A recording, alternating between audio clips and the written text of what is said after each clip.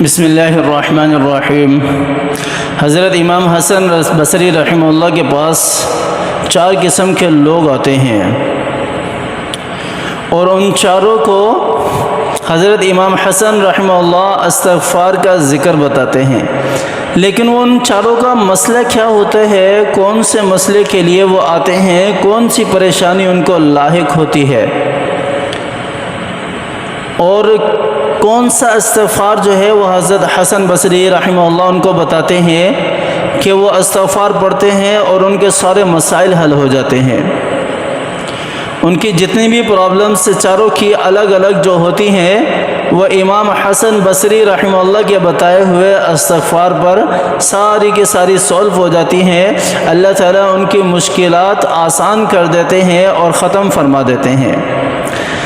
حضرت امام حسن بصری رحمہ اللہ کے پاس سب سے پہلا جو شخص آتا ہے مسئلہ لے کر، وہ قحط سالی کا ہے کہ ایک آدمی آیا حضرت امام حسن بصری رحمہ اللہ کے پاس کہ قحط سالی ہے، کھانے پینے کے لیے کچھ نہیں ہے، بڑے مسائل ہیں، بڑی پریشانیاں ہیں، کوئی ذکر، کوئی وظیفہ، کوئی استغفار بتا دیں، کوئی عمل بتا دیں کہ جس کو کر لیں تاکہ یہ پریشانی جو ہے یہ حل ہو جائے، اللہ تعالیٰ آسانی والا معاملہ فرمائے۔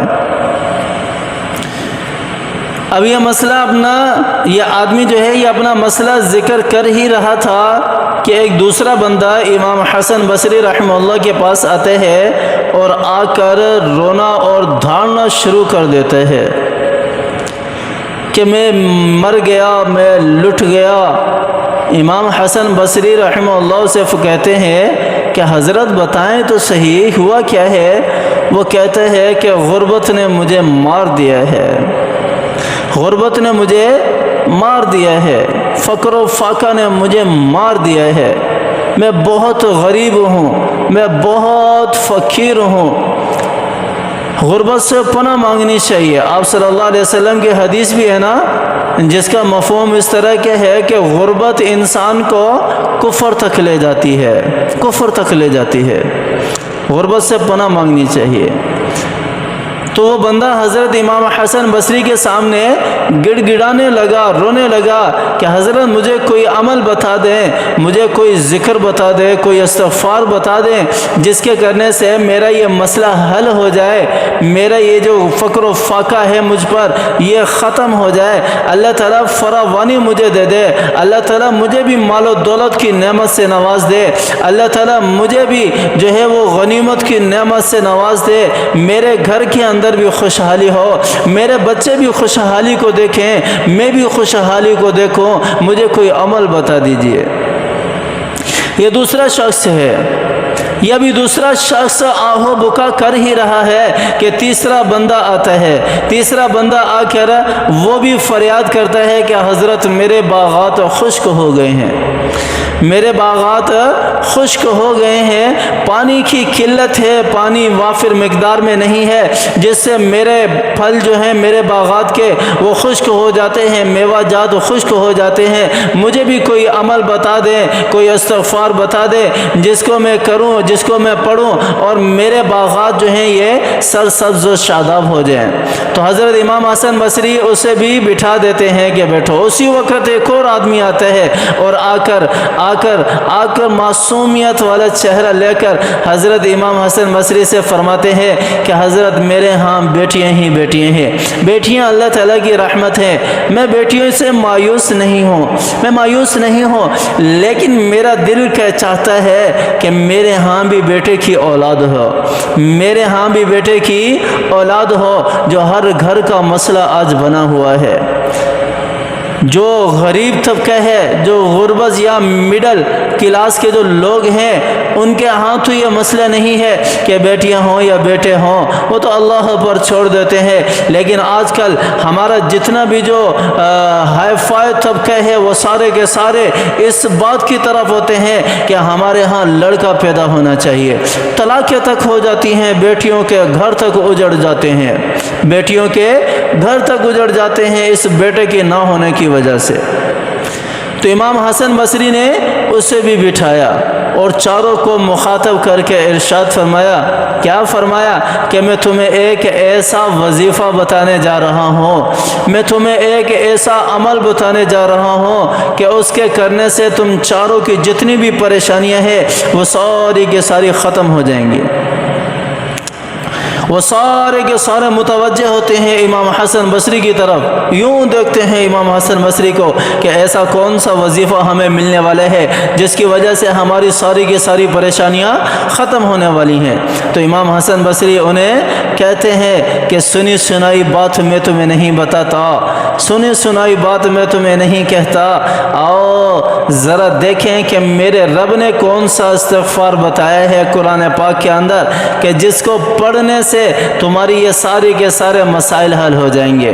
آؤ ذرا دیکھتے ہیں، استدلال لیا استغفار، ان کو استغفار پڑھنے کا کہا اور استدلال لیا قرآن کی سورہ نوح سے، کیا پڑھا، کون سی آیات پڑھی، آؤ میں تمہیں بتاتا ہوں۔ وقوله تعالی واستغفروا ربکم انه كان غفارا يرسل السماء عليكم مدرارا ويمددكم باموال وبنين ويجعل لكم جنات ويجعل لكم انهارا۔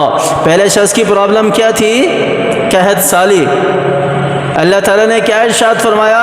استغفار پڑھتے رہو، قحط سالی ختم ہو جائے گی اور تمہارے اوپر موسلادھار بارش برسے گی۔ یرسل السماء علیکم مدرارا ویمددکم باموال۔ دوسرے شخص کی پریشانی کیا تھی؟ فقر و فاقہ ہے، غربت ہے، مال و دولت نہیں ہے۔ اللہ تعالیٰ نے کیا ارشاد فرمایا؟ استغفروا ربکم یمددکم باموال۔ اللہ تعالیٰ تمہاری مال و دولت کے ذریعے سے مدد کریں گے، مال و دولت ایسے وافر مقدار میں تمہیں دے دیں گے کہ تمہارے ذہن و گمان میں بھی نہیں ہوگا، سوچ میں بھی نہیں ہوگا تمہیں اتنی مال و دولت مل جائے گی۔ تیسرا بندہ کون تھا؟ تیسرا بندہ کہ میرے باغات خشک ہو گئے ہیں۔ اللہ تعالیٰ نے کیا ارشاد فرمایا؟ استغفروا ربکم ویجعل لکم جنات ویجعل لکم انہارا۔ اللہ تعالیٰ فرما رہے ہیں کہ تم استغفار پڑھنا شروع کر دو، استغفار کرنا شروع کر دو اور تمہارے لیے میں باغات ہی باغات لگا دوں گا، سرسبز و شاداب باغات، ایسے ایسے باغات جن کے پھل کبھی ختم نہ ہو، اور خالی باغات ہی نہیں تمہاری زمینوں میں نہریں بھی جاری کر دوں گا، نہریں بھی جاری کر دوں گا۔ اور چوتھا شخص کون سا تھا کہ اللہ تعالیٰ نے بیٹیاں ہی بیٹیاں دی ہیں، بیٹے نہیں دی، بیٹے نہیں دیے۔ وَيُمْدِدُكُمْ بِأَمْوَالٍ وَبَنِينَ۔ اللہ تعالیٰ نے ارشاد فرما دیا کہ تم استغفار پڑھنے والے بن جاؤ، اللہ تعالیٰ تمہیں بیٹوں کی نعمت سے نوازیں گے، اللہ تعالیٰ تمہیں بیٹوں کی نعمت سے نوازیں گے۔ تو حضرت حسن بصری نے کون سا وظیفہ بتایا؟ کون سا؟ استغفار کا، استغفر اللہ استغفر اللہ استغفر اللہ استغفر اللہ الذي لا الہ الا هو الحی القیوم استغفر اللہ ربی من کل ذنب واتوب الیہ۔ پانچواں کلمہ سید الاستغفار ہے۔ کوئی سا بھی استغفار پڑھنا شروع کر دیں، اللہ تعالیٰ کی طرف رجوع کریں۔ لیکن میں نے کہا کہ حضرت امام حسن بصری وقت کے ولی تھے، لیکن انہوں نے بھی قرآن سے استدلال لیا، قرآن کی طرف رجوع کیا، قرآن کی طرف متوجہ ہوئے، قرآن کے مطابق ذکر بتایا۔ آج میں تم سے بھی التجا کرتا ہوں کہ خدا کے لیے کوئی سا بھی عمل ہے، ہمیں قرآن کی طرف آنا چاہیے، ہمیں قرآن سے دیکھنا چاہیے کہ اللہ تعالیٰ اس کے بارے میں کیا حکم دیتے ہیں، میرا رب اس کے بارے میں کیا فرماتا ہے، میرے اللہ نے اس کے بارے میں کون کون سے معجزات رکھے ہیں، میرے اللہ نے اس کے بارے میں کون کون سے واقعات بتائے ہیں، میرے اللہ نے اس کے بارے میں کون کون سے انعامات رکھے ہیں۔ آؤ دیکھو قرآن میں سب موجود ہے۔ اس سے کیا ہوگا؟ قرآن کی محبت بھی ہمارے سینوں میں اجاگر ہوگی۔ جہاں ذکر کی فضیلت کا ہمیں اندازہ ہے، وہیں قرآن کی محبت بھی ہمارے سینوں میں اجاگر ہوگی۔ دینے والی ذات میرے رب کی ہی ہے، دینے والی ذات میرے اللہ ہی کی ہے، اللہ ہی نے دینا ہے، اور یہ کتاب بھی میرے رب کی ہے، میرے رب نے ہی ہم پر نازل کی ہے۔ ہم اس کتاب کے مطابق زندگی بسر کرنے والے بن جائیں، اس کتاب کے مطابق زندگی گزارنے والے بن جائیں۔ اللہ تعالی ہمیں سمجھ عطا فرمائے، اللہ تعالی ہمیں عمل کرنے کی توفیق عطا فرمائے۔ آمین ثم آمین، وآخر دعوانا ان الحمد للہ رب العالمین۔